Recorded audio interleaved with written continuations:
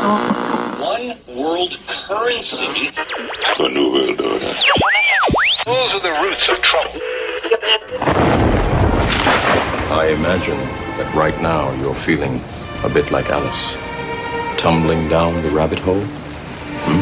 Let me tell you why you're here. You're here because you know something. What you know you can't explain, but you feel it. You felt it your entire life. That there's something wrong with the world. You don't know what it is, but it's there, like a splinter in your mind, driving you mad. It is this feeling that has brought you to me. This is your last chance. After this, there is no turning back. You take the blue pill, the story ends. You wake up in your bed and believe whatever you want to believe. You take the red pill, you stay in Wonderland, and I show you how deep the rabbit hole goes. All I'm offering is the truth, nothing more. For we are opposed around the world by a monolithic and ruthless conspiracy that relies primarily on covert means for expanding its sphere of influence, on infiltration instead of invasion, on subversion instead of elections, on intimidation instead of free choice, on guerrillas by night instead of armies by day. It is a system which has conscripted vast human and material resources into the building of a tightly knit, highly efficient machine that combines military, diplomatic, intelligence, economic, scientific, and political operations. Its preparations are concealed, not published. Its mistakes are buried, not headlined. Its dissenters are silenced, not praised. No expenditure is questioned, no rumor is printed, no secret is revealed. But I am asking your help in the tremendous task of informing and alerting the American people. And now, welcome to another episode of Down the Rabbit Hole. Here's your host from federaljack.com. It's Popeye. Ladies and gentlemen, welcome to tonight's live edition of Down the Rabbit Hole here on the Orion Talk Radio Network, oriontalkradio.com. It is July 20th, 2012, and I have I guess you could say, jammed-packed show for you tonight. I've been going over the day's events in Colorado, and I've been going over it with two other individuals, and we're going to get into things in depth tonight. I did have a different show planned. I was going to originally have Mike Murphy on tonight, and fortunately, it was very weird how this worked out, but due to time constraints on Mike's end, we ended up recording the interview earlier today. So I'm going to actually dedicate my entire Sunday show to going over the geoengineering, chemtrail activity, play my interview with Mike, and everything else, because I wanted to go over what's going on today, and even 1 hour wouldn't be able to sufficiently cover what's going on. So I'm going to air my interview from earlier this afternoon with Mike on Sunday. So, and it'll be all about his new movie, geoengineering, chemtrails, everything, 2 hours, 5 to 7 p.m. Eastern Standard Time. But tonight I want to dedicate the 2 hours to going over the shooting in Colorado. And I feel it's warranted, and I'm not trying to, scare anybody or put out, any wrong information, but I feel we need to at least break down what happened, what we know happened, and some of the weird things, and point out some of the weird things right off the bat. Because if we don't, this has the potential to be used to go after guns and people's right to defend themselves and push fear. So all day today I've been going over this, and I spent about 5 hours going over this with two other individuals, and I decided that the three of us decided that we were just going to do the show tonight together. So let me bring them both on the air, and then we can get into it. Ken Hildebrand, who's a host here at the Orion Talk Radio Network, the Information Nation on Sundays. You all know him, 9 to 11 Eastern Standard Time. Tune in Sundays. Ken, welcome to the show. Thank you, Popeye. And my buddy Steve Stars, you all know him. Steve was on this past Wednesday, and actually Steve's coming on next week Wednesday, but today this was a very impromptu thing that we decided to get together to bring forth some of this information and point out some of the stuff that we brought forward. So, Steve, welcome back to the show again. Yes, here we are. In a way, I kind of wish I wasn't here because this is such a tragic event. This is my own hometown, old hometown, very old hometown. I grew up in Aurora, so I know exactly where everything is. We'll talk a little bit about that. But yeah, Popeye, our hearts go out to the people there who are still in bewilderment as to what happened here. We're going to start digging into this and find out. Well, that's why we need to dig into this and talk about this, because the least we owe them, the people that were killed, is to find out what really happened. Because it's especially disgusting if they were killed and then some dirtbag politician uses their death as a platform to push their political agenda or a much larger agenda like Agenda 21 or gun grabbing and things like that. So in I guess you could say, in their honor, the only appropriate thing to do, it's kind of like with the victims of 9/11 or any other terrorist attack, false flag event like that. Or any event, whether it's false flag or not. It's imperative, I think, that we get to the truth of the matter. We owe it to them, at least. People shouldn't have died. They died needlessly to begin with. So having the facts of their death be used and twisted for someone's political gain is even worse. So I think it's important that, especially in the initial days, now that we have the internet and the ability to reach people worldwide, that we have these discussions going over the oddities, to say the least, surrounding what happened. So let's get right into it. And starting off, Ken made a really interesting observation that the New York City Commissioner, he'd seen an article earlier today on Fox that the New York City Police Commissioner knew certain events about, or certain facts about the shooter that hadn't been released yet to the public. And I guess he said he found out from his Fed buddies or something.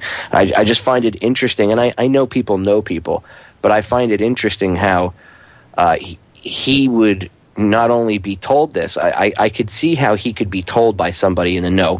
Ken, you were in the military. You talk to people on during events like this and days like this. But it was weird how he was given this information, this quote unquote privileged information that hadn't been released yet, and he's the first one that started talking about it, and not the police or anybody over where it actually happened in Colorado. And when you brought that to my attention, that really stuck out like a red flag, because the same kind of timeline events happened with the JFK assassination, where Oswald was blamed as the shooter in newspapers in foreign countries, where at the time that he was in that newspaper being labeled as the shooter, he hadn't even been charged yet. Well, they had the same thing on 9/11, Popeye. If you remember, they reported the collapse of Building 7 before it happened. That was reported. I think it was the BBC or somebody had reported that. The BBC and Jane Stanley. I remember that. There's video footage of it. The thing that I found interesting about this is here you've got the police commissioner or chief of police, whatever they want to call him, giving out information in an active investigation. I mean, what does he know? Everybody in every town across the United States? I don't care how small, how big. He just got on the phone and called them, and they just blurted out all this information. Something is fishy. Well, that's what I'm saying. This is privileged information that maybe he knew somebody that told him, but who gave him the go-ahead to go out and be the press spokesperson of what happened? When the police department in the area that it happened hadn't even come out and talked about it yet. So what gave him that go-ahead? So that shows you that there's obviously some sort of, at the very least, there's something going on with the after story, and that's usually the cleanup, the damage control, the cover-up, whatever you want to call it. And that's always where you can see. That's really where things stick out, is when you look at the after story and how they handle things afterwards. And right off the bat, the token gun grabbers, and it's very interesting that, again, it was the NYPD commissioner, because then you get his partner in crime, Bloomberg, running around saying Romney and Obama need to get tough on gun control. We need to take guns away from people because this is what happens. Random people get shot, which I'd like to add so people are fully well aware, okay, for 100% transparency here. This happened in a gun-free zone. The town in Colorado, Aurora, is a gun-free town. They have very strict Second Amendment rights or strict regulations on you exercising your Second Amendment rights. And apparently the movie theater is in a gun-free zone. So the only person that had a weapon in that movie theater was the shooter, and he was guaranteed that. Well, you know what's funny, Popeye? You had 4 theaters, 300 seats each. That's 1,200 people. No police presence. But the thing also that sticks out in my mind is, why would you be interviewing the chief of police in New York City? What was that, 3,000 miles away from where the scene of the crime is at? And why are you getting information from the chief of police and not from the local police? That was the first flag that flew up in my face almost immediately. Why are they talking to this guy? It's just funny that they would just go out and go, "Oh, Commissioner, what's going on?" And he has no firsthand information whatsoever. So everything that he said is hearsay, but it's pretty damn accurate. Yeah, but how does he know this stuff? And I'm sure, case in point, the picture that everybody's showing, right, on TV, everybody's saying that this is, some people are saying, well, that must be his mugshot. That's not his mugshot, because if that is his mugshot, where's his supposed red goatee and red dyed hair? Yeah, right. There is no mugshot that's being released by Dan Oates, Sheriff, or Police Chief Dan Oates, Popeye, at this point. So, yeah, but like what you're saying is very strange because, what Kim brought up was that, look, you've got all these people in this theater at 12 o'clock midnight. If in 4 theaters sold out, all right, there's nobody there that can protect anyone. And this is a very violent movie in a part of a neighborhood. This part of Aurora has a lot of drug activity and a lot of gang activity. It's not a rundown area, but it is pretty active in terms of the Crips and the Bloods or some of these other organizations. I know because I'm from this area. And it's very, there could be just interaction between these gangs. There could be all kinds of things that could happen. There is nobody there, according to Police Chief Dan Oates from the Aurora Police Department. So that's a big red flag right there, Steve. At an event, like Ken said, there was 1,200 people, right, roughly, in there. It's in an area that is known to have gang violence, okay? When was the last time you saw the officials in any area, as of late, allow any sort of gathering, whether it be peaceful, protesting, whatever, of more than 20 or 30 people without having some sort of police presence? Right? So, and for people to say, well, maybe they're cutting back. Well, the movie theater, knowing they would have such a big, crowd, would normally, I've seen it, they have it down here in South Florida all the time, friggin' food stores in bad areas do it. They'll hire the cops as security guards when they're off duty. They call it special duty or whatever the hell it is. So, sure. Why were there not cops stationed by the doors? Why were there not cops? And I'm not saying that it requires it, but if you're in an area where you have gang problems, all this other stuff, the police would have automatically done this. So why didn't they automatically do it on the one day that this nut job happens to come bounding through the door with a bunch of guns and tear gas? And that's another thing. How the hell did he get tear gas? And people can say, well, you can buy tear gas illegally. I'm sure you can get it on the black market. Yeah, but that would entail that he had help getting this. He would have had to have known someone to get that tear gas. You can't just go to a gun show, although I'm sure Bloomberg and the rest of these anti-gun morons would have you believe that you can go to a gun show and just buy grenades and tear gas and everything else. No, you can't, okay? You cannot buy tear gas, and you can't get your hands on it unless you're military or law enforcement. So somebody had to have had that and somehow allowed it to get in someone else's hands, and then it got to him.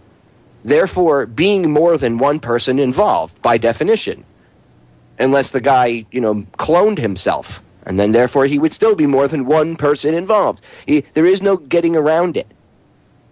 How does this guy walk around? He's got groin protectors, leg protectors, full body armor, throat protector. They said he left it in a bag outside the door. So, Ken, when he left his stuff outside the door, was it just outside the door, or was his car was parked close by, and that's what happened? He went out to his car and then came back in. Well, the latest report was he was inside the theater watching the movie. At a point, he kind of like faked a cell phone call, got up, and walked out the emergency exit. Now, having worked in a theater, if you don't shut off the alarm goes off. That's what they're there for. In case there's a fire, boom, somebody hits that door, it goes off, it notifies everybody. The alarms didn't go off. He goes outside, and he had his car parked by the door. Initially they said he had his stuff by the door. Came out later, he had his car parked by the door. Went into his car, got dressed, got his guns, went back to that door, and normally there is no way to open those doors from the outside, and he just opened the door and threw 2 canisters of gas in there, and then went in and started shooting.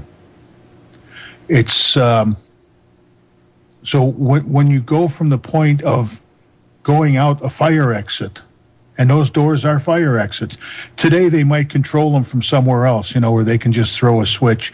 But when I was in, I used to have to go down to the emergency, to the exit, and use the key to shut the alarm off, and then I would open the door and let people out when we had, an overflow of people there.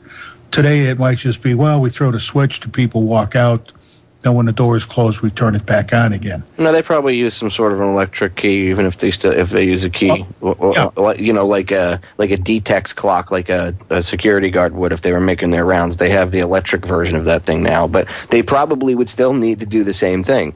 Yeah, and it didn't go off. Because that, fire code is you have to have that thing going with the alarm on and everything else unless you deactivate it. Now, that's if you, like you said, you would go down if it was a big overflow at the end of a thing. You'd have the ushers there, and they could unlock the, turn it off, open the door, let people out, and then they would close the door, secure it, and turn the alarm back on. So why would, and how did this guy get back in from the street side? Normally, you can't get back in from the street side on those theater doors. They close, you're done.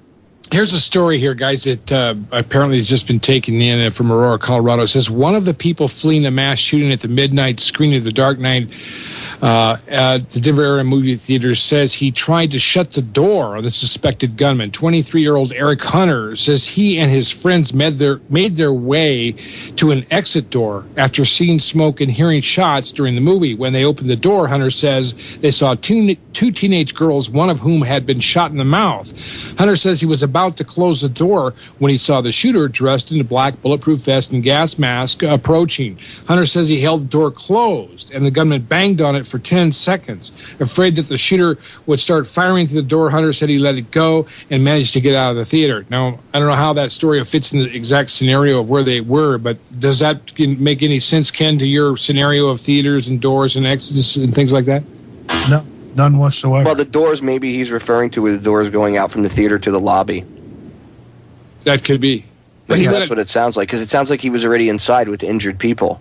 Yeah, there was shooting and smoke, according to the story. But the kid tried to hold the door closed, and he was banging on it for 10 seconds. Well, there's nobody there to help these people, obviously, as we said before, Popeye. There is no security in this location. So, yeah, but that's very questionable. There's no security. And again, it just so happens that this mass shooting happens in a gun-free zone. So that there's definitely no chance that anybody there is going to be armed except for the guy with the gun shooting innocent people. See, if this happened down here in South Florida, things would have been much different. He would have gotten 2 or 3 shots off, and you just would have heard guns coming out, and there would have been return fire, okay? And I don't care how much body armor you got on, he would have been hit with a wall of lead. I'm not kidding. Look what happened in Florida the other day, a couple hours north of where I live. There was an internet cafe, and 2 guys came in, one with a baseball bat, and the other one had a gun. And they were running around, and I don't think they were in there more than 15 seconds. And the guy with the gun turned around, and when he turned his back, 71-year-old patron who was in there, who had a concealed weapons permit, looked like he had a little 38 or little 380 rather, little pocket gun, drew his weapon out, and pop started shooting at them, and had them turned around and out the door and chased them out, shooting at them, pop. Do you know the only people that got shot were the two perpetrators? No one else in there got injured.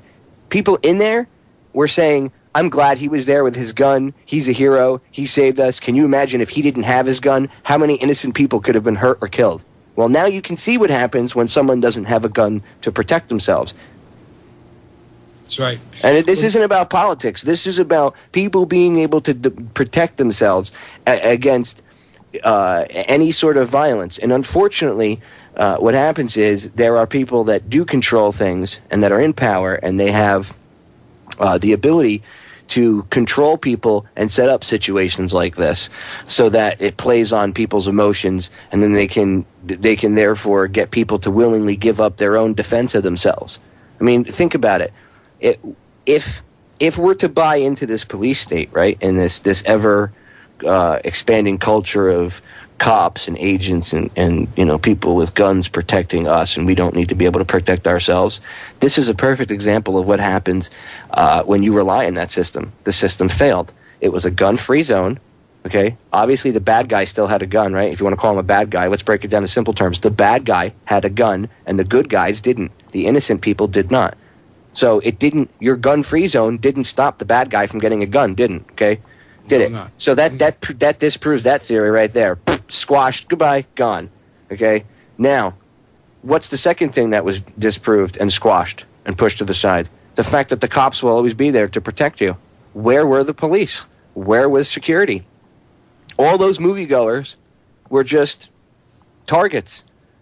Now, if we're supposed to live in a police state where there's cops all over the place and everywhere you turn there's someone with a badge and a gun for your protection, of course, where were they in this instance? Why is it every time there's a mass shooting, the security that you're supposed to rely on, that's supposed to come protect you, is never there?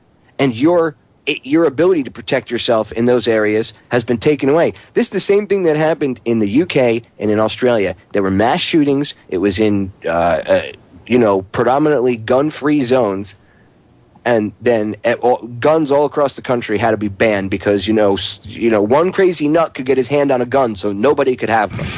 Right, Virginia Tech all over again too. And I heard the guy might have been wearing Nike sneakers the day before he committed the murders, so I guess we should ban Nike sneakers.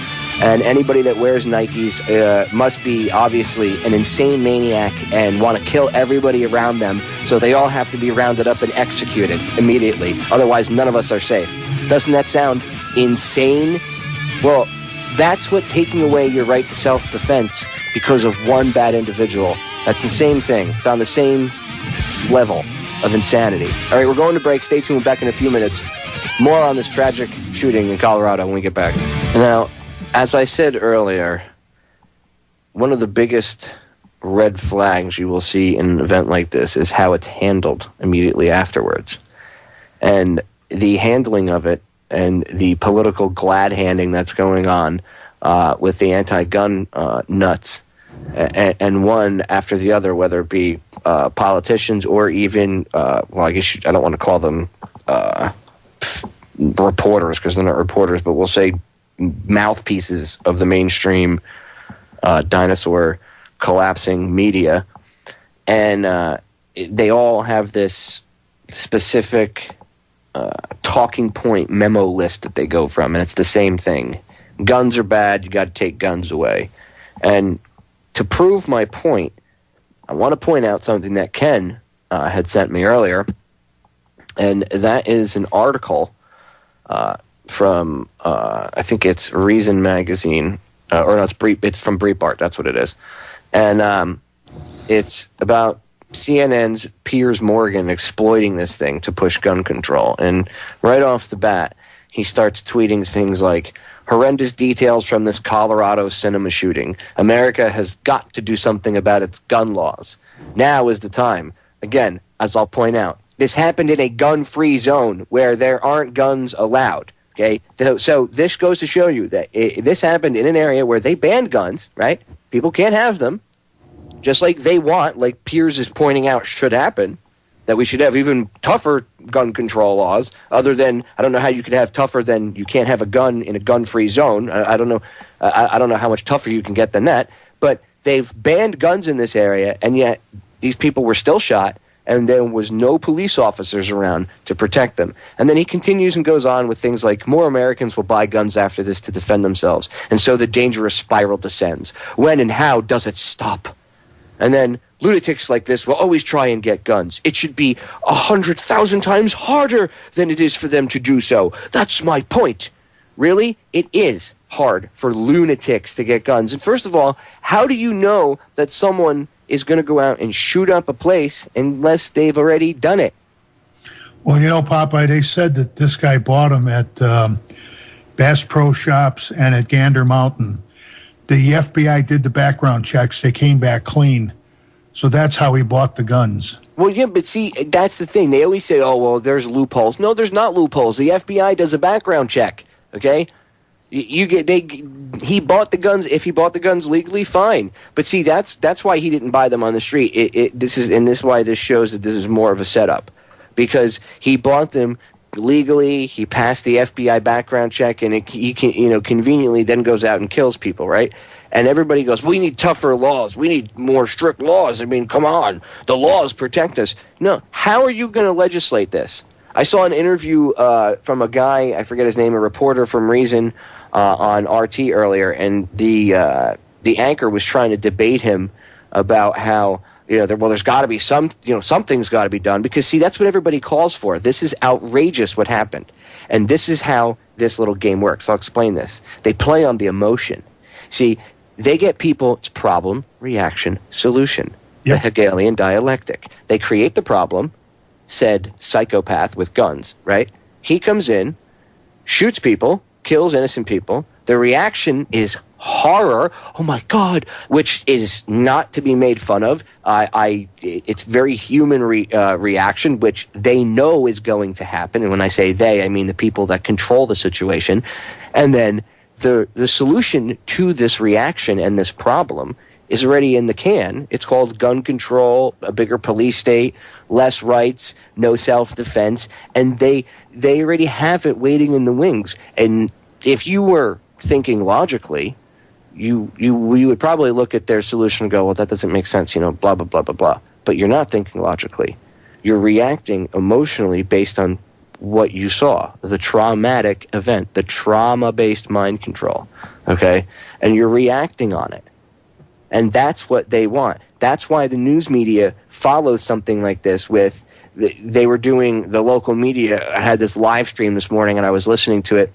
And I have to tell you, it was one of the most disgusting things that I've ever seen, because these anchors and everybody were playing up their emotions. And there were people that were very, you could see they were upset. And then, of course, the reporter had to get in the guy's face and interview him for 10 minutes and keep pressing him. Not let the guy go because he's in shock. Nope, you got to put that camera in his face. They were exploiting this so that the people seeing this at their homes would feel that raw emotion. That's how they play you, okay? And then you get people that are masters of this crap, like Piers Morgan, that comes on, and he says things like, because everybody respects Piers Morgan, right, because he's a fair guy. He comes on, we need tougher gun laws. This guy was able to get guns legally, and look, he was crazy. Obviously, they should have known he was crazy. How? How are you going to know that someone's going to do something? You cannot legislate away bad things. See, this is how these politicians with a political agenda get you to buy into their BS. There is no way for them to legislate away bad things. Bad things are going to happen. If you're prepared for the bad thing, you can mitigate it. But you can never, ever, ever legislate away bad things. Politicians, they exploit these horrendous, horrific events, things like a mass shooting or 9/11 or whatever. They exploit these things, and your fear that comes about as a result of it, and then the end result of exploiting that fear is you're exploited yourself, and you're used and abused, and your rights are taken away from you, and you willingly give them up because, hey, the government's going to protect you. But again, I will point out for the 100th time that this is a prime example of how they cannot protect you. Their little police state doesn't work. There's surveillance all over the place. This theater happened in happened to reside in a gun-free zone.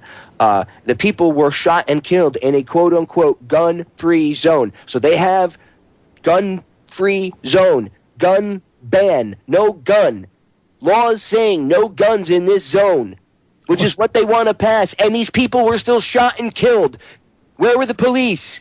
Did they protect you? No. System fails. If everybody was armed, they would have done it themselves. It gets me riled up when I see them using this, an event like this, and I see how they play people with their emotional heartstrings, and they play them, feel sorry for the people, which you should. It's horrific what happened. But these politicians and people like Piers Morgan and all these anti-gun nuts and all these gun grabbers, they're the ones that your anger should be focused at, because they're the ones that are exploiting this. And the fact that they're doing it so fast shows their hand. Makes you wonder, was this a setup to begin with? Very convenient, by the way, that the UN gun ban treaty is up for being signed and then voted on. It's going to be signed within the next few weeks and then voted on over the course of the next few months in the Senate. And here you have this mass tragedy happening. And the same type of stuff happened back when the Clinton administration was in office. And I may remind you that a lot of the holdovers from the Clinton administration are in power again, like Eric Holder, okay? And so you know what I'm talking about? Go look up the L.A. shootout. Go look what happened then. Bunch of guys in body armor with machine guns ran around shooting people. This was during the time, this is before cops had assault rifles. Most cops only had shotguns. All of a sudden after that, every cop car had assault rifles in them. And this was around the same time they were debating the assault weapons ban. Ooh, big surprise. Or how about the anti-terror legislation, and all of a sudden Oklahoma City happens? Does anybody see a pattern? Because I do. You just got to pay attention. It's called pattern recognition. It's one of the things that I was very good at and made my job as an investigator when I was a PI very easy, because I could spot patterns. Now, I don't know about you two, but I find it highly suspicious, and I know Steve actually was you wanted to get into this, Steve, so I'll shut up for a few minutes and let you get into it. But the fact that there were no cops at this event is very, very suspect, and you had a few good points to make on that, so I'll give you the floor. Well, there were no cops injured at all in the making of this event, the whole thing, because after he's arrested, apparently without a lot of controversy, this happens out behind the theater, he's picked up. Then one of the things he tells the police is that his apartment is booby-trapped. So nobody's going to get hurt there either. So there were no cops killed in this event or injured. It's very strange, the whole situation, because I don't have a big liking for Chief Dan Oates at all because of the arrest of 40 people earlier. We can talk about that story. I don't know if we brought it all up, but this guy was in the news just recently, not too long ago. This was back on June 5th.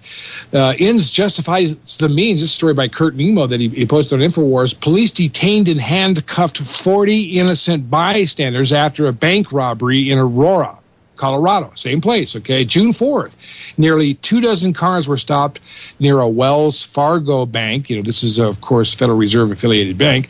And the occupants held without probable cause as police searched for a suspect. Police Chief Daniel Oates demonstrated his ignorance of the Fourth Amendment when he told CBS News in Denver, the ends justify the means. After the illegal roundup snared the suspect, he described the mass detainment and handcuffing as lawful and necessary. Okay, there's pictures of women in tank tops with little kids sitting on the corner next to police cars. 40 people handcuffed.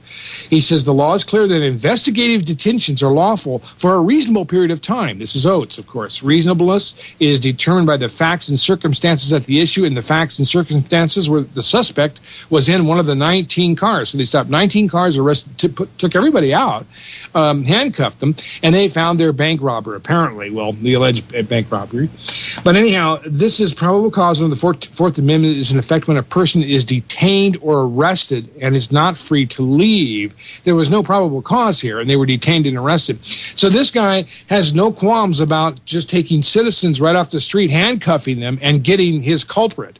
But yet, in this situation, a gun-free zone, and you've got, I think it was 3 to 4 theaters at least sold out with a midnight showing of Batman, which is a pretty violent and atrocious movie. There's a lot of gang activity. There's a lot of crazy people who drink and do drugs late at night and go to films and stuff like this. And there's no cops. And then as soon as he's detained, when they already know that his apartment is booby trapped, and so there's nobody going to get hurt in this situation. They're going to spend the next 4 or 5 days, they tell us, taking this whole contraption apart. He's got loud music playing in there and all this stuff. The whole thing is very, very crazy. I mean, this is coming from my point of view. Of course, I grieve a little bit because of my friends in Aurora. I still have friends that live within probably a mile or two, as the crow flies, from the location of this theater, Century 16.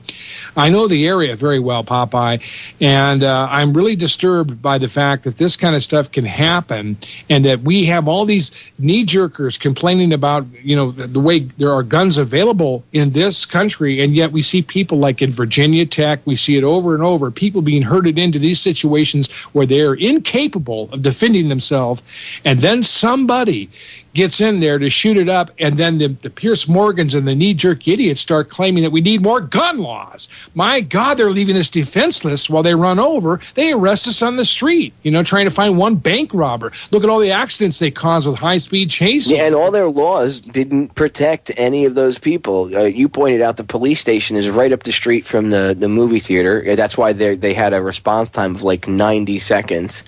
I've heard. It was like 90 seconds or a little bit over 90 seconds, that they were there. That's like a minute and a half. So they were right up the street. And yet, this guy, a lot of people said that there was a second person involved and everything else. And, how could he get off that many shots? Well, I thought about it, and Ken brought up a good point. Somebody said he might have had a beta mag, which would allow him to have about 100 rounds. Yes, he did. As a matter of fact, that's been confirmed. It seems to be confirmed, I think. Okay, well, see, that's more, again, that, I'm going to tell you what, that's a red flag that points to more of a setup. And why do I say that? Because what's the one talking point that these anti-gun people harp on constantly? Oh, people shouldn't have access to be able to get magazines that hold more than 10 rounds, because then they can just go around shooting people and kill more people without the need of reloading. And right. And then they always say, well, if he had to reload, somebody could rush him, right? And then the person would be shot. And if you don't know about that, go look up the Lubbock, Texas massacre and find out what happened when people tried rushing the guy that was there, that was shooting, that was he would shoot people, and while he dropped his mag, a couple different, I guess once or twice he was like in the case of the one woman. Her father tried rushing the guy, and he got shot in the chest, and he was mortally wounded. So obviously, it only takes a few seconds. She says it only takes a few seconds for somebody to drop a magazine out and slap in a fresh one. So don't think that just because you could sit here and say, oh well, 15 rounds versus 10 rounds or whatever, that would give people some time, and we should give them that time. This was testimony back in the 90s, okay, in front of the same people like Chuck Schumer. You should see his face, too, when she's this woman whose parents were killed in this massacre. Okay, you'd think she would be pissed and want guns taken away, but she didn't. And you would think that they would show her some respect. But he's sitting there rolling his eyes as she's talking and everything else. I guess he's too busy to listen to what she had to say. But she nailed it. She hit the nail right in the head. It doesn't matter if you have 15 rounds or 10 rounds. Anyway, the reason I say that this is a red flag is because this whole argument about the capacity of ammunition inside of magazines has been argued and one of the talking points of the anti-gun lobby for years, very long time now. So to see the shooter have a beta mag, and I'm not saying that, well, it's obviously that points it out, but it just goes to show that if you were gonna, if you're trying to set it up to go after certain things, well, there's just one more reason to be able to go after. This guy had a beta mag. You see, he was able to kill so many people, and he didn't have to reload, and there was only one of them. So there, for all intents and purposes, probably only was one shooter. There might have been a handler, but I'm sure that with a beta mag, he could have killed all those people by himself, without a doubt. But it doesn't matter. He could have done it with a 45-round magazine as well. Okay? He could have done it with 2 45-round mags and a couple pistol mags. He could have done it with incendiaries. He could have done it with a lot of things. Coulda, shoulda, woulda. The point is, there's a lot of shady things. And the fact that they're going to go, I guarantee you, I'm willing to bet within the next 2 or 3 days they're going to go after the amount of rounds this guy had. He had an assault rifle that, he was able to get Betamags for it. They're going to try to ban beta magazines. You watch. They're going to try to ban Betamags. I'm willing to bet it that they're going to try to ban Betamags. Yeah, that's the least that they're going to go after. Of course, they're planning to try to take guns away from everybody, of course. But, I mean, at first they've got to at least try to get rid of these Betamags. Any kind of rifle that is capable of delivering a lot of rounds shot in a very short period of time. Some say that this Betamag jammed somewhere in the process, but I think they found it. I mean, he had that happens, which is that's not uncommon. Beta magazines, depending on where you get them and who makes them, they could be crappy ones, and a lot of times if it's not cleaned, or if it's been used before and you don't clean it, and you get, depending on the ammo you shoot and everything else, you could get gunk build up in there and it could jam. So those things aren't foolproof. But before we get too far off, I want to mention your point that you made earlier to me off air, Steve, which was the fact that, again, where were the police? Where was the security? These cops are willing to handcuff 40 people for looking for one bank robber in the middle of the day, just yank people out of their cars and everything else.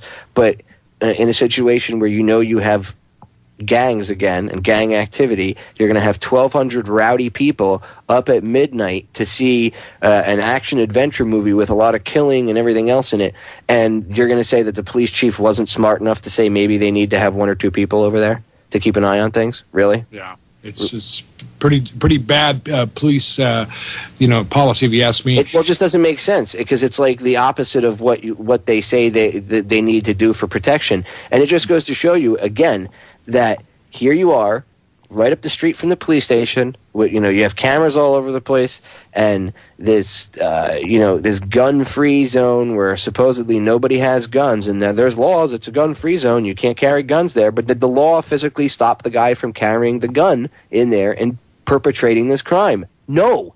So legislation does not save you. A police state does not save you. Was anybody carrying a cop in their pocket when it happened and just pulled out the cop and pressed, the arrest button and let him go? No. So this police state with a cop in your back pocket and cameras all over the place and laws restricting your ability to defend yourself obviously don't work. But it does, which has been proved already this week, and not just in theory, but in an actual test, put to the test, is an armed 71-year-old man was able to make 2 assailants, / robbers, one of them who had a gun, the other one had a baseball bat. There were 2 of them, not just one, 2 of them, and he was able to make both, get both of them out, and nobody was injured except the 2 guys that came in to do the robbery and hurt other people. Okay, so and this was in an area that was not a gun-free zone, and the guy was allowed to protect himself. So you tell me, you could sit there and pontificate all you want, all you anti-gun people. You could sit there and tell me all these BS statistics that you try to come up with. You tell me you could tell me in theory, but you show me in actual physical real-world experiment, I guess, where your theory of not being able to protect yourself works. Because guess what? Here's a real-world scenario, 2 different real-world scenarios where it happened, where a situation where some people's lives were in mortal danger, okay, and people could have been killed, and in one case they were killed, okay, and in the case that they were killed, nobody could fight back. In the case that they weren't killed, people could fight back. Does it take a rocket scientist to figure out the results of said I don't want to call it experiment, but looking at this, said investigation, we'll call it. So if you're looking at this as an investigation into, or a study is a better term, into self-defense, what do you think your outcome should be? Well, that obviously the ability to defend oneself makes the situation turn out better than the ability to not defend oneself and be a complete and utter victim. It's just the mind control that's used on people. I hear people, we should ban guns. And what would that do? It was banned. It was a gun-free zone. It will not stop you from getting hurt. Might even make it worse. It made it worse because nobody could defend themselves. Like I said, did you see anybody carrying a cop in their pocket? I didn't. Right. And it just made it worse. It made it real. It's just, I don't know. I see this onslaught being put forth through the media already. It's not even 24 hours, and it's already, hate guns, hate anybody that has guns, fear, more fear porn. This is more of what they love to put out as fear porn. All right, guys, first hour is up. Hour number 2 coming up. Ladies and gentlemen, stay tuned. We'll be back with more. Ladies and gentlemen, we are back with hour number 2 here on tonight's live edition of Down the Rabbit Hole. It is Friday, July 20th, 2012. I'm your host, Popeye, from federaljack.com, and tonight I am joined by my good friends Steve Starves and Ken Hildebrand, and we've been going over the mass shooting in Colorado that happened at the premiere of the Dark Knight movie earlier, late this morning, about midnight between midnight and I guess 12:30 it happened. Sometime quarter after midnight it happened.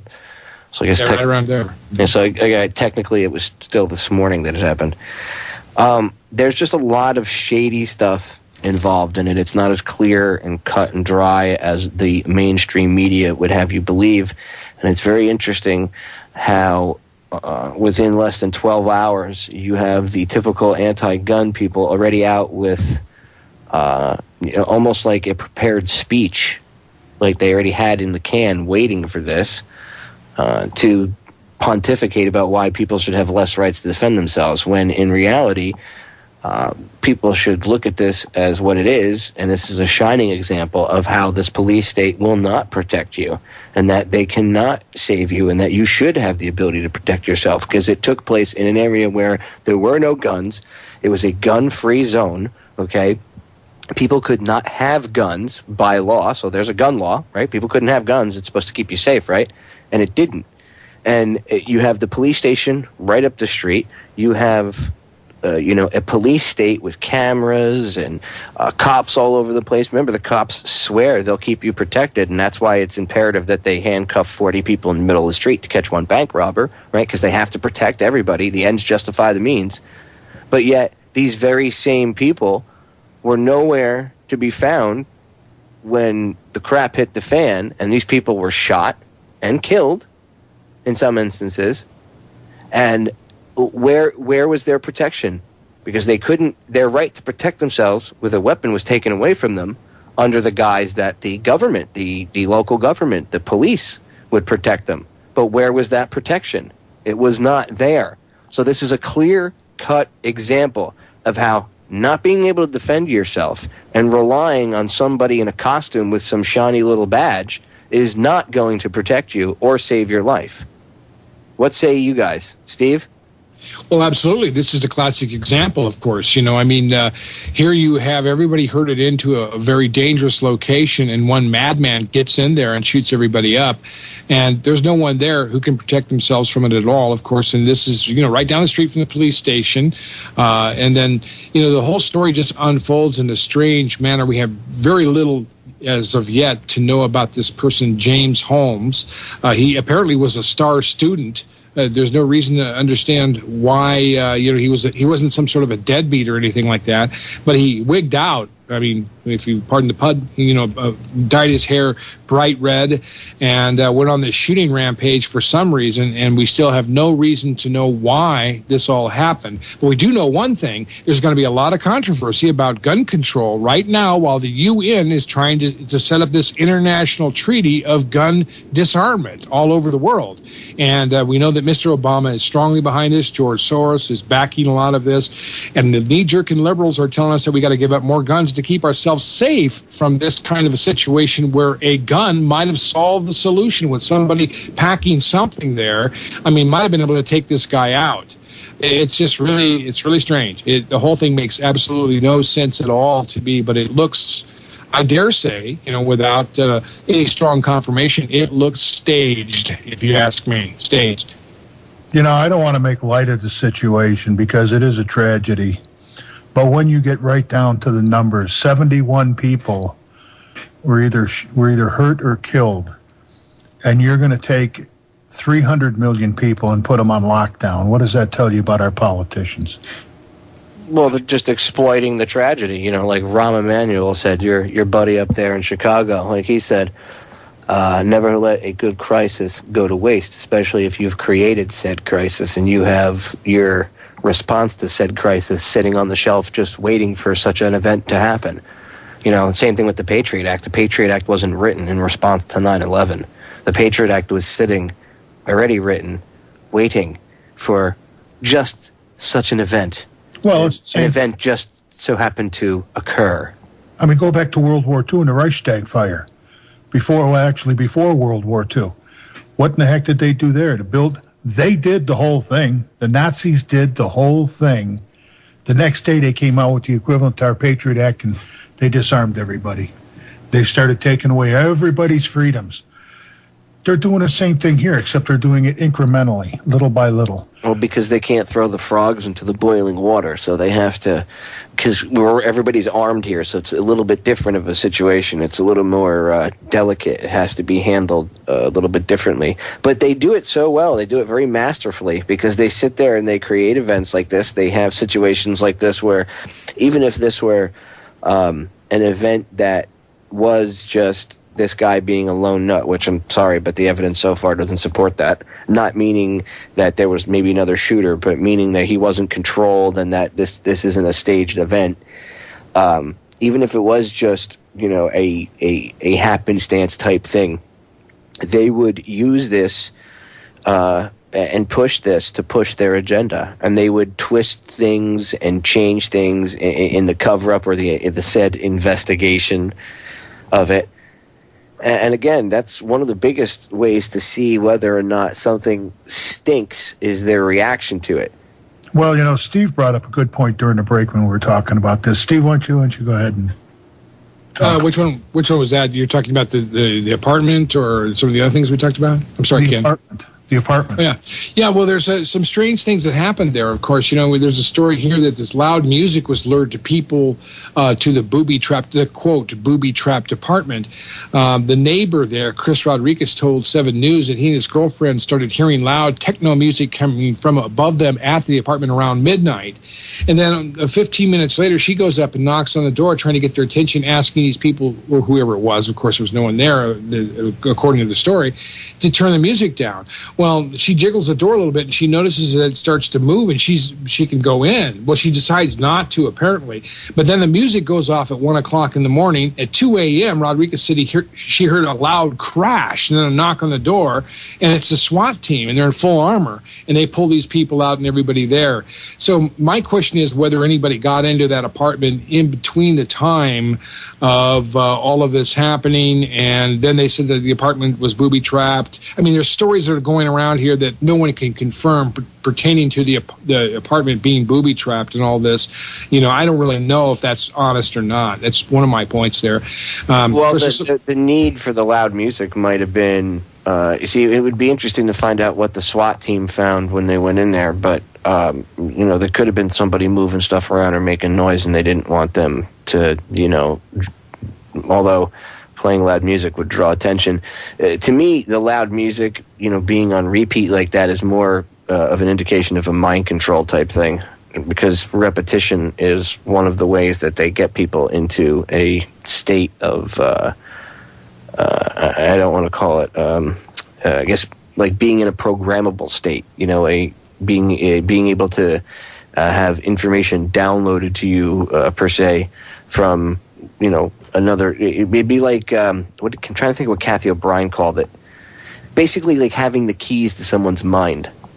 Yeah. And if they could unlock it, and again, you know, when you look into the mind control aspect, Steve, the whole Joker thing, if that's the reality, if that's not them just trying to blur, because that also seems, if he did do that, that almost seems like whoever controlled him was trying to blur the reality between the movies that people see and you know, reality that we actually experience, which they already try to do to a degree as it is, and this would just push it.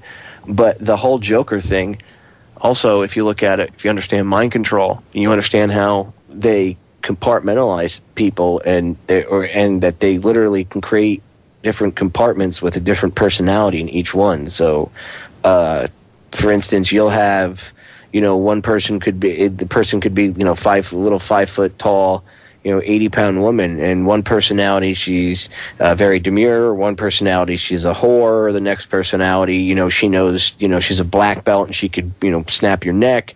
So who knows? That could have been a program personality, and that music going off could have been, sometimes, Murphy's Law does kick in these things because they are planned by men, so not everything goes according to plan, and that could have been maybe his programming music going off, accidentally too late or something or whatever. Maybe somebody was dicking around in there and looking for something, and maybe they were trying to find that.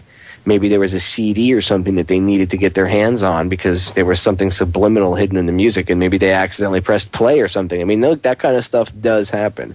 The fact that they were... As Popeye, as they were looking at from outside, they were looking at the booby traps, and they said there were so many drop-off circuits that they didn't know where to start with this.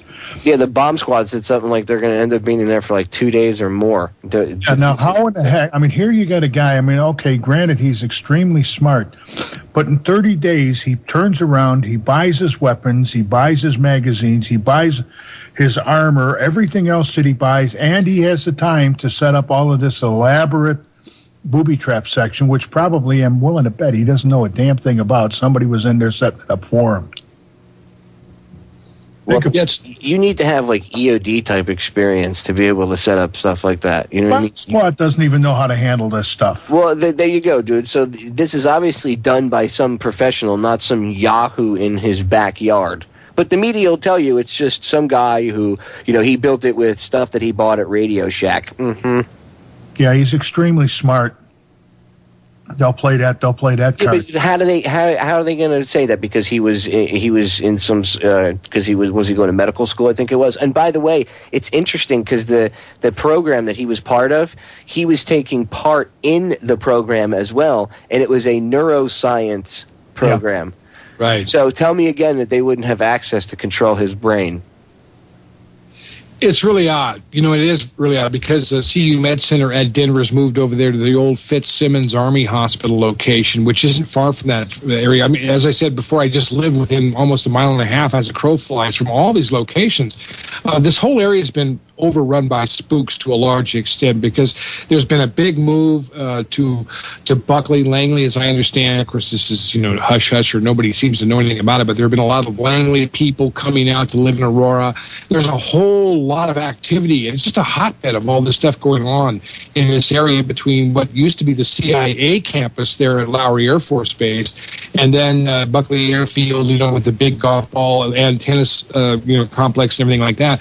It's very hard to say what's really happening there, but this is, CU Med is not, it's not, you wouldn't think, part of this kind of an operation. But this guy's a neuroscience major. He's been taking studies and planning to take studies on schizophrenia, drug addiction, substance abuse, all these different kinds of things. He's a model student, and then the next thing you know, he becomes a madman. And this is the question. So we've got a lot of investigation here. I mean, look what happened with Sirhan Sirhan. Popeye, you and I were talking about Jolly and West. It's the same thing. That's why I said it wouldn't surprise me if somehow somebody connected to Jolly and West or you and Cameron or that whole group will eventually emerge to come see this guy in jail or something. I mean, that's the way it works. These people come out of nowhere. Let us help. We're accredited. We're blah blah blah blah blah. Because this whole thing reeks of setup. I don't know how to get this point across to people. I just can't hammer this thing home enough that this stinks to high heaven. And again, if you see somebody that's connected to like Jolly and West or the Ewan Camerons, or you know what I'm talking about, Steve, if you see anybody that's connected to this mind control stuff, or anybody that's connected to someone that's connected to them, and they approach this individual, or it comes out that this person is connected to it, that's just going to prove it more. Now, that's just that's pure speculation. But just judging from the area alone, and the media was all over Columbine. They were quick to bring that up. We'd be remiss to not mention the fact that that had a lot of mind control aspects to it too, as well as one of the kids' parents being an employee of Raytheon.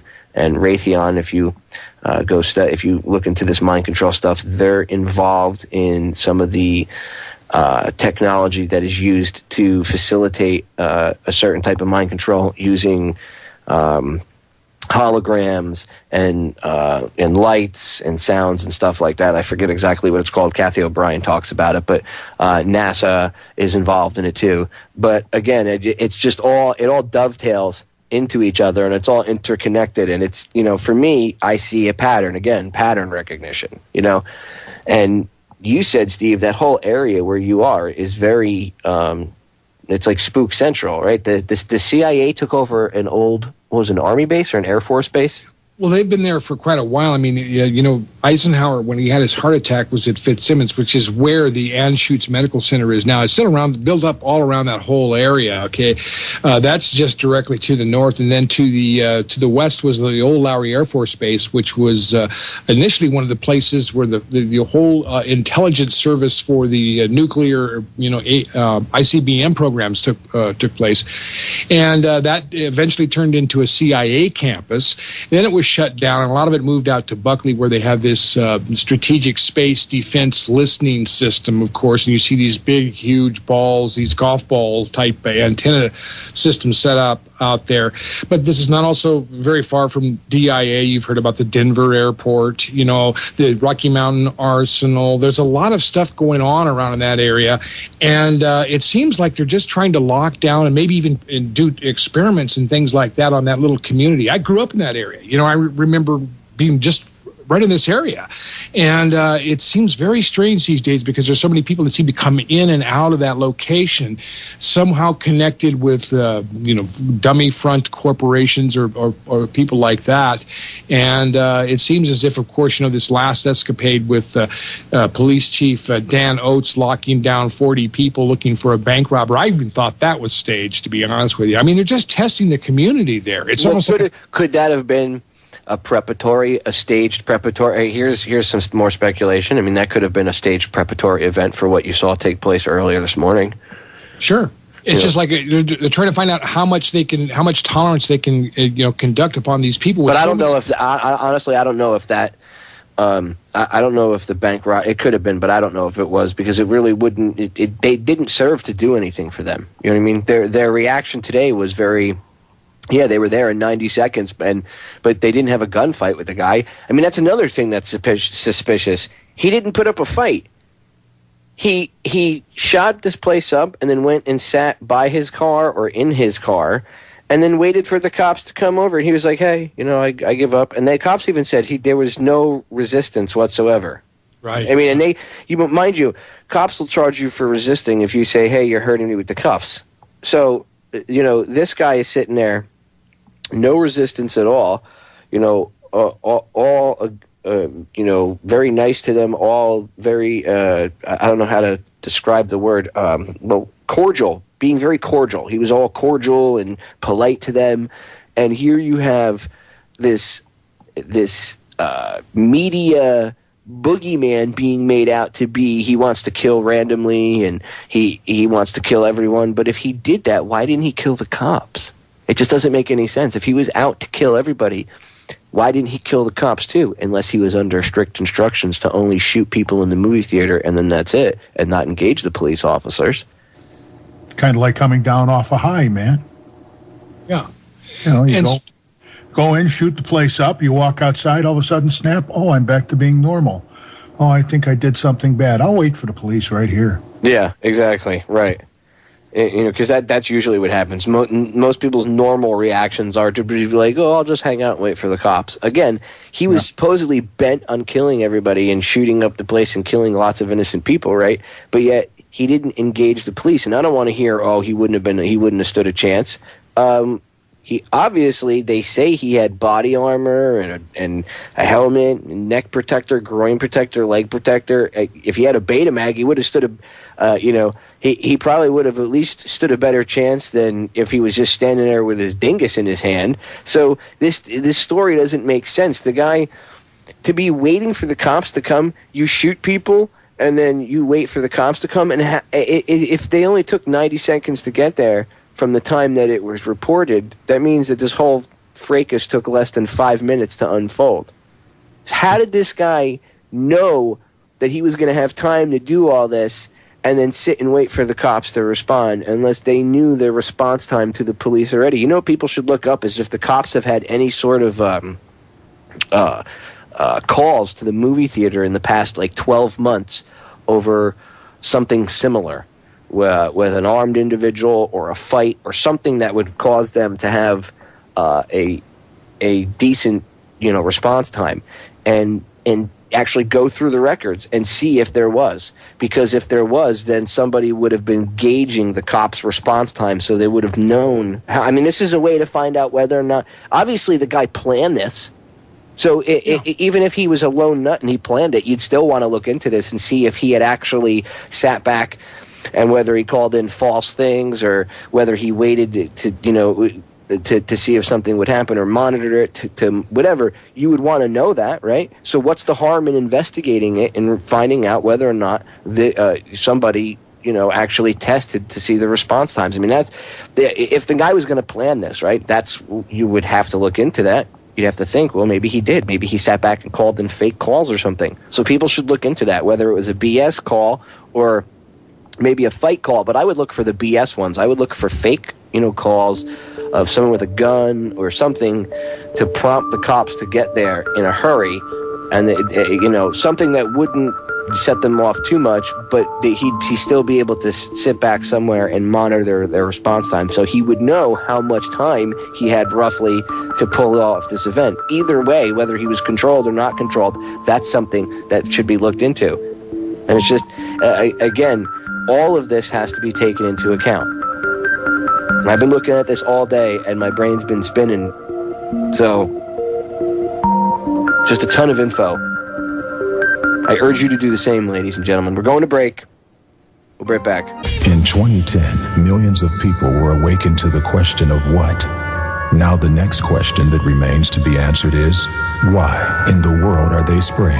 An investigative look into one of the many agendas associated with chemtrail geoengineering programs, weather control.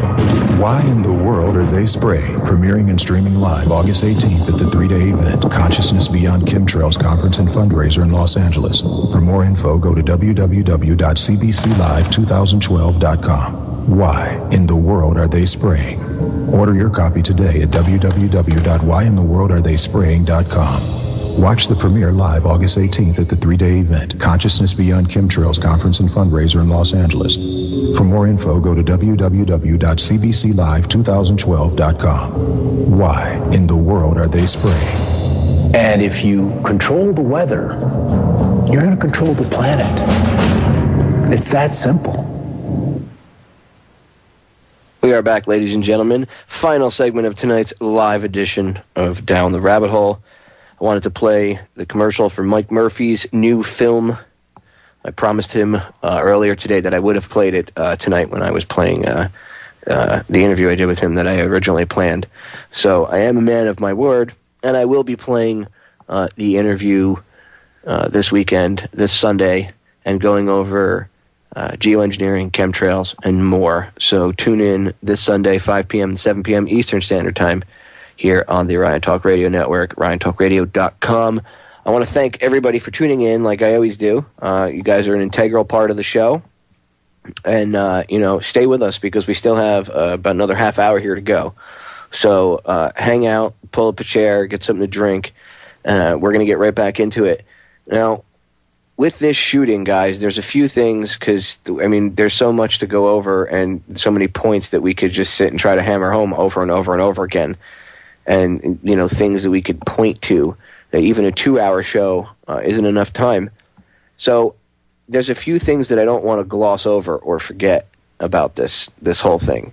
And part of it is I said that this is a PSYOP in the beginning, and a lot of people don't know what a PSYOP is. PSYOP is short for psychological operation. And that being said, they would be using this to control you because of your emotional reaction. Again, the Hegelian dialectic, problem, reaction, solution. So when I say that this is a PSYOP, I don't mean that it's faked and that these were actors and that people weren't hurt, because you'll get the people that will attack you for that and say, so you're just saying this was all staged. When I say that it's a staged event, I mean that, yes, people really did get killed, but the shooter isn't what the media or the authorities would have you believe. And it's never actually as cut and dry as you would believe, ever. None of these stories are. You know, they brought up Gabrielle Giffords today, guys. And my retort to any of the arguments about Gabrielle Giffords being shot is, where is the video evidence?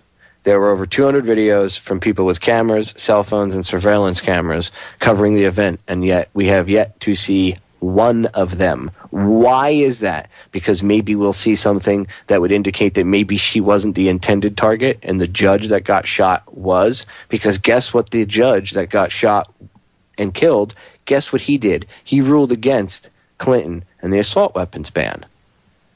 And he was a advocate for the Second Amendment. And he conveniently is the one that got murked. And I'm not saying that Gabby didn't get shot, but it's just very interesting that nobody covers that. Everybody brings that up. Everybody throws her out. Oh, God, Gabrielle Gifford, she was shot too. Oh, the Columbine stuff. But they never, mainstream media, they love to throw that in your face to get the emotional reaction and try, to formulate a bond between all of those scenarios with their official version and their agenda in your head. But they never really touch on the stuff that goes on behind the scenes that's really, just, I guess, kooky is not a good word. Shady is a better term. The shady things that go on, the shady elements to each of these events. Again, with Giffords, where's all the video? What are we going to find out that's more? I mean, we already know that there's shady stuff, but what else do you think we're going to find out in the next coming days? I think that'll be really telling to see how they try to shape the story in the next few days. That is how we're going to be able to tell what their agenda is going to be after, over the course of time now. You're going to be, if someone says, oh, they're not going to go after guns, yeah, right. The mayor of L.A., one of the chatters put it in the chat box during the show here. The mayor of L.A. is already calling for an assault weapons ban. That wouldn't have stopped this guy from killing. He would have walked in with some handguns and extended magazines. Oh, well, then we take away extended magazines. So then he would have walked in double fisting 2 handguns and just made sure he was a better shot. I mean, this is ridiculous. You can't legislate away bad things. And it's interesting that a lot of these mayors that come out and, a lot of these people, these politicians, whatever, talking heads, all these people always push the same talking points and the same agenda. The bodies aren't even cold yet. Autopsies aren't even being done yet. And they're already, they're already pontificating about how guns should be taken away from people. And again, I have to reiterate the fact that this happened in a gun-free zone, right up the street from the police station. So these people were supposedly right in the heart of the ever-loving, protective arms of the government, where nothing bad could happen because they've legislated away their right to carry guns in that area, and yet somebody with a gun still went in and shot people. Well, I guess that shoots that whole thing to hell. No pun intended. Yeah. Literally. I mean, how does anybody look at this any other way? I can tell you how, because they're getting you to not use logic. They're getting you to think emotionally. The cops were there already, not in the theater, which is shady, but right up the street. This is supposedly a safe area, right? There's cameras, police. They've legislated away guns, so it's a gun-free zone. And yet somebody still went in there and did this heinous crime. So obviously that doesn't work. Legislation, gun control legislation does not work. If people were armed in that theater, this would have gone much differently. I don't know how many times I could reiterate that. Well, they talked about the Virginia Tech shootings, too. And there's another situation. Guy up on stage, nobody's armed. So he can stand there all day and just pick off whoever he wants. Every time there's an incident like this, the anti-gun nuts come crawling out of the woodwork like the bunch of cockroaches that they are, and they start screaming, more gun control, more gun control. I'm sorry, my idea of gun control is hitting what you're aiming at. You take the guns away from people, and you're leaving yourself open for situations exactly like this. And they just had drills for this, too. Again, thanks to the chatters. Again, that's why I always say the people that listen, the listeners, are an integral part of the show. Somebody threw in a link, and it was a video, and they're talking about how the guy that made the video was showing how there was drills, and I believe DHS might have been involved, but last year there were drills for a mall shooting in Colorado right there. So, in Denver. So you have this massive mall shooting drill where the event that did take place, something similar, these guys had a drill for last year, and suddenly it comes to fruition. Now, I don't know about you, but all the time this seems to happen. And I don't want to hear people say, well, that's why they drill Popeye. That's why they call it a drill. No. The way they do these drills, it's to condition people so that when the very same scenario does happen in real life, they're accepting of cops running around with assault rifles and in full riot gear, and of bringing on a police state and banning guns and everything else. And it also helps, the training also helps acquiesce the cops to being paramilitary forces. Trust me, I was a firefighter. Back in the day, we used to call them FEMA drills. We had to do them once a year at least. And you had the FEMA drill. It was a big event. They would fake a plane crash or some sort of earthquake. And then over the course of time, it went from plane crashes and earthquakes and mass casualty events to like bioweapons attacks and all that stuff. But you can see how it started off as under good intentions. You get the local guys in each year to do the training, and then without even realizing it, suddenly 5 years in, they're training for a martial law scenario, and they don't even realize it. It's what do they call it? Incrementalization, and compartmentalization. It's the same thing. They slowly get everybody. It's a very big game they play. That's why the police and the first responders and stuff, they aren't our enemy. They're being played like they are, and a lot of them are buying into that and playing up with their false ego and buying into that badge and everything else. But there are people that are playing all of us like pieces of chess, like chess pieces on a board, and they are playing us like fools. And we need to understand the game to understand what's going on. And events like this just push people to say, I don't want to be free. I need a cop at my front door. But the cops were right up the street. They didn't protect you anyway. You were in a gun-free zone. So calling for more gun bans obviously doesn't help. I mean, I go back and look at the events, the two events that happened in the past week and a half, okay, with shootings like this, and look at how drastically different they were and understand why they were different. The one where everybody was killed happened in a gun-free zone. Nobody else was armed except the guy killing people. In the other situation, it happened there was no such thing as the gun-free zone. Everybody has the concealed weapons permit there, and one of the people who had his weapon on him decided to act, and because of his actions, nobody was killed, not even including the people he was shooting at, okay? And nobody was killed. None of the patrons of the internet cafe were killed, yet all these people were killed because they couldn't defend themselves. I'm not saying some of those people wouldn't have been shot and injured. You can't, again, bad things happen. But this reeks of set up from the door, and their reaction to it is, the bodies aren't even cold, and these people are out there with pre-prepared speeches talking about how they need to get rid of guns. Well, it's the Ministry of Truth, Popeye. And then you get Piers Morgan. Ugh. And people buy into that because they've emotionally bonded with these dirtbags that work for CNN and stuff. But that's why they make them pop culture icons. That's why they're not news reporters or anchors. There's not that not saying that Walter Cronkite or any of them were any better, but they at least had a different way of going about it. There was some sort of news professionalism where now it's more very pop culture-ish. And that is to blur the lines. And again, that covers the whole Joker aspect of it. If this guy was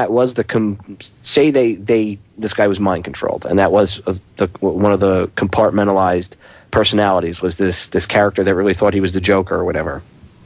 The thing that stands out about this to me is, and I'm not saying he couldn't have been controlled, but the thing that stands out about it to me is that if this guy was supposed to play this character out, again, why didn't he shoot the police and not just the innocent civilians? Because the Joker in the movies was the nutty. He would kill police, anyone. He didn't care. And yet, it's almost like he had an order not to engage the police and only to engage the unarmed civilians. So that just, it doesn't make sense. There's things that stick out. And that whole Joker thing, that blurs the lines of the movies and reality. And I saw something today before we came on air, but I didn't get a chance to look into it. But maybe the listeners want to look into this. You guys can look into it. I will further, and we can discuss it on further shows, but which I'm sure the topic's going to come up on further shows. But apparently there was, I think it was 1986 Batman comic book where the Joker actually did something of this very sort, where he busted into a movie theater or something and shot up a movie theater. And this whole thing is very closely related to this I think it was 1986 or 1980 something comic. And I believe it was a Batman comic, if I remember correctly, and it was the Joker that did it. And you have all these, again, is it predictive programming? Well, no, not if they go back and they could have used that comic book. They could have found that storyline and they could have used that to program this kid. I mean, that's how this stuff works. You have to look up MK Ultra and mind control. I could harp on this for hours on end. Look up Project Monarch. If you really want to get an understanding of things, read Kathy O'Brien's book and Bryce Taylor's book. Bryce Taylor's book is Thanks for the Memories, and Kathy O'Brien's book is The Transformation of America. Get both books, read them, and that's just a start. You have to look up, there's things that she'll comment them out, and then you can go do the research from there, meaning her, Kathy, and Bryce too, and you can go do the research from there. This is a very, very deep rabbit hole, as it were, okay, mind control in itself. And I don't want to say 100% yet, because I don't like to just jump on things. I always, I chastise people that do that. So I will wait the 72 hours I normally do. But for right now, from what I see, this looks like it's a staged event. I can't 100% confirm that it is. And I'll give it. I always try to give it a cursory 72-hour period. But already the alarm bells are going off. There's just a lot of things, and believe me, there are times when I've said on air, "Hey, this is just something that's being taken out of context," and I'm pretty accurate. So I don't want to just jump on this and say it's 100% staged event. But I mean, with how I am, I always say take at least 3 days, 72 hours to look at things. I already first day am pretty close to, I'm about 95% to 98% being convinced that this is completely a staged event, just because of the stuff that we've come out with and the information already. So I want to see what comes out over the course of the next couple of days, but I don't really think that I'm already pretty much there, that this wasn't some random thing, that this was a staged event, and that this is actually a psyop, and they are using it. And the only reasons why I say that is because of the evidence that's out there already, and because of the reaction by the politicians. Again, these people aren't even, they're still in the morgue. Obviously, they're going to do, postmortems on them. So these people haven't even had any of this stuff done to the victims' families, haven't had any of this stuff done to their loved ones yet. They're still grieving. And these politicians already have premeditated, pre-written speeches that they're out there, and I know they already have talking points, but man, when you see this massive, this level of I'm trying to think of not coordination, I guess you could say coordination, the level of coordination that they have in getting out this anti-gun message over the past 24 hours since this incident happened, it just shows you. Their reaction is very, very telling, It's like a detective will tell you when they go to interview somebody, say a woman's husband was murdered, and they go to interview the woman, or the spouse, whoever, man or woman, and that spouse is like, oh, and they're very cold about it, that sets something off. That sets off warning bells in the detective's eyes. And in this eyes, this should set something off. I mean, they're not even out there trying to politic and be like, we love you people. We're so sad. Obama was. But most of these people were already out there. They were like, we're sorry for what happened. But guns, guns, guns, guns, guns, bad, bad, bad, bad, bad. Fear, fear, fear, fear, fear. Gun ban, gun ban, gun ban. And again, the UN gun ban's coming up in a week and a half. You know, is this meant to quell the rage? Is this meant to push the Senate to vote for this thing? That's what I see. And I will, again, I'll go by the way I handle things, but I got to tell you already, you know, almost 24 hours into it, and I can tell you it already looks staged. And when it first happened, I said, oh, here we go. Just hearing what was going on right off the bat, I was like, oh, this is not good. And even if it was a lone nut, even if it was, you know, some random thing, they're just going to use it to try to go after people's guns. It doesn't matter. Again, look at their reactions. They don't care about these people. You think Bloomberg cares about these people?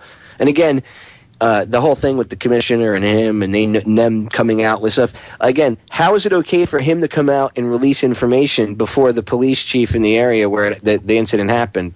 How is it, you know what I mean? That doesn't make sense to me. How is that police chief not pissed off? How is that not breaking like some sort of chain of evidence or protocol? I mean, I guess that means that the commissioner of the New York City Police can just pontificate on any crime he wants to now, right? Somebody gets killed in Texas, and he's going to, like, you know, down in Austin or wherever, and he's just going to call up our Aceveda over there and find out some of the details, and then before Art can even go on, TV, he's going to come out and start pontificating about the details of it. That doesn't make any sense unless you're trying to push an agenda, which is, you know, sometimes these guys jump the gun. Maybe he didn't know that they didn't come out publicly and say it over there yet, which happens a lot. Sometimes things, you know, there is a little bit of chaos, and sometimes they get their wires screwed up. Murphy's Law, it does happen. Either way, I would say I'm about 90, I would say even probably 98% convinced that this is definitely a psyop and this was a staged event. And that makes it even more heinous, because that means innocent people died for these people's political agenda. That should really piss people off. Again, yeah, you should be mad at the guy that pulled the trigger, but let's try to find out the real deal behind the situation. It is not disrespectful in any way, shape, or form to try to find the truth out for these people. I mean, someone's got to do a real investigation into this for them. Lord knows the government won't. Okay, and if there is a real investigation done by the local authorities, I'm sure it'll be covered up, and the facts won't be, you know, you won't get the facts of everything. It'll be somehow locked away or whatever. The only thing you'll get is what they want you to hear, and then the politicians and the media will take it over. And, you know, just an example, look what happened with the Trayvon Martin, George Zimmerman thing. You know, they cried racism, racism, racism, right? And the media kept pushing that. And then the FBI went and investigated it. And the FBI, after investigating over 30 people, said that they couldn't find one instance where there was even a slight bit of evidence to support the fact that he had any racist views and that the shooting was racially based. Yet the media stoked that emotion in people for weeks, and so did a lot of these politicians. And they're going to do the same thing with this. I foresee, this is what I foresee. I foresee calls for gun bans, which you already see. Calls for bans on high-capacity magazines, beta magazines, more push for this treaty to be ratified in the Senate. You're going to see Bloomberg and all the rest of these people exploiting the hell out of this. That's what I foresee. And we called this, by the way, months and months and months ago on air, on here and on Joe's show. I said it, that, and other hosts did as well. I'm not trying to, you know, be like, oh, me. But a bunch of us called it out and said that they were going to pull stuff off like this. You were going to see, shooting events and stuff like this with these mind control people, and you were going to see things like this happen and a push for gun control, and bam, here it is. So, you know, there's got to be some validation to that, although I'm very sad and upset that it is validated in the way it is. Well, ladies and gentlemen, we're out of time. Thank you for listening. I love you all. Catch you again Sunday. Research. We're out.